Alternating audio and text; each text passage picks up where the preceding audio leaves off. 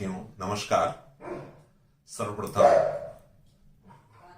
आज के विशिष्ट दिवस पर हुतात्मा भगत सिंह, राजगुरु और सुखदेव को श्रद्धा सुमन। विमर्श की अपनी इस प्रक्रिया में हम लोगों ने पूरा एक पखवाड़ा आज के दिन के उद्देश्यों की खातिर व्यतीत किया।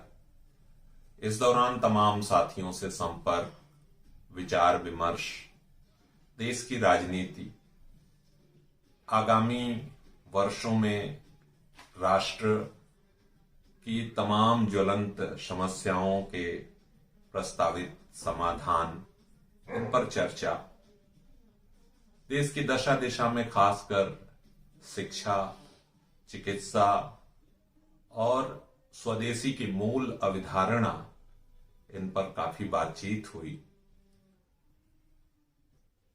निश्चित ही इस दौर में ऐसा फील हुआ जैसे भगत सिंह के वो शब्द लगातार गुंजायमान हो रहे हैं।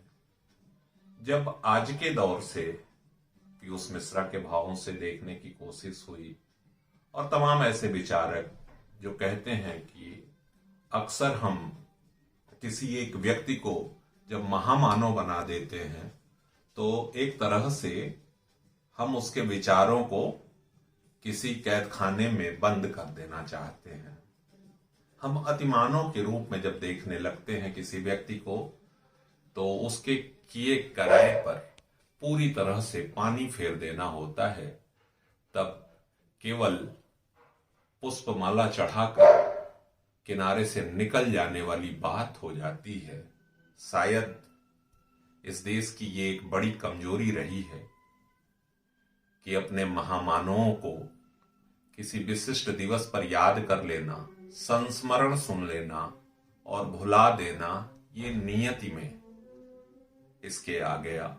और शायद यही हमारी लंबी पराधीनता का कारण भी रहा। तो कंक्लूड करते हुए आज इस श्रृंखला में जो अनुभव हुए, आज की युवा पीढ़ी निश्चित रूप से काफी सकारात्मक है अगर उसको कहीं भी ईमानदारी और कर्तव्यनिष्ठता का बोध होता है तो उसके पीछे वो दीवानगी प्रदर्शित करती है। लेकिन यह भी साथ साथ एक दुखद पहलू है कि चाहे राजनीति हो, चाहे धर्म हो, चाहे राजनीतिक नेतागण हो जिनकी जिम्मेदारी समाज के नेतृत्व की हो, चाहे धार्मिक नेता हो जिनकी जिम्मेदारी समाज के मार्गदर्शन की है, इन दोनों ने ही समाज का बड़ा अहित किया है और इनके प्रति निष्ठा का भाव भी लगातार गिरता जा रहा है। ऐसे में हमें एक बार पुनश्च ऐसे चरित्र गढ़ने होंगे जिन पर लोगों का श्रद्धा और विश्वास बढ़े। विज्ञान के तर्कों से युक्त एक स्वस्थ, समृद्धशाली समाज की स्थापना हो सके और अपने इस पखवाड़े के अध्ययन में जिस एक विचारधारा, जिस एक शब्द से, जिस एक लोकोक्ति से ये बात भगत सिंह की कंक्लूड होती हुई दिखती है, वो पहली और आखिरी बात है, भयहीन, उन्मुक्त चिंतन करता हुआ युवा। इसी को कुछ महान क्रांतिकारी अरविंद ने अपने शब्दों में बयान किया। सत्य को साधना बड़ा कठिन और दुस्साध्य है।